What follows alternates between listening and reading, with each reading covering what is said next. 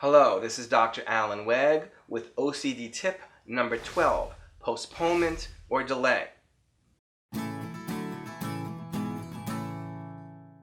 A clever way of breaking down an exposure target into different hierarchy levels is by delaying the period of time that you wait before you engage in your compulsion.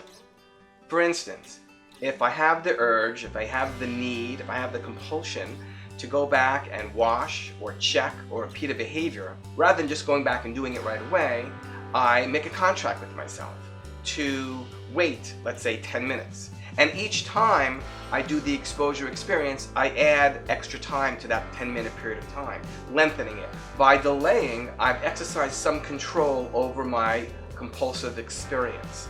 It's as if I said to the OCD, okay, I will give in to your demands and wash my hands, but on my time schedule, not on yours. And this begins a kind of a shift in power in your relationship with your OCD.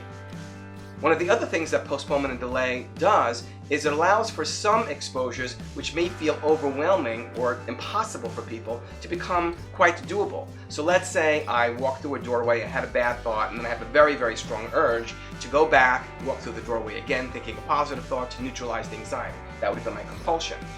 If someone said to me, okay, you can't go back and check at all, we're going to leave the building, that would be very, very difficult for me to let go of that. But if someone said, how about we just walk into the room and sit down for 10 minutes and wait, and if you really feel like you have to go back and think something positive and walk through the doorway, engage in your compulsion, then you can do it at that time.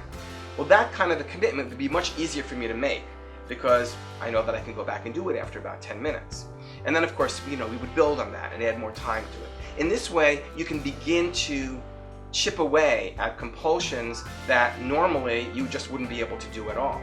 By repeatedly doing that exposure, and each time adding, let's say, 10 minutes to the amount of time that you have to wait before you engage in the compulsive experience, your compulsion, you're basically building your strength and resilience. The idea is that eventually you'll wait so long that the desire and urge to have to engage in your compulsion will actually drop and even fade away entirely, and then you don't engage in your compulsion at all.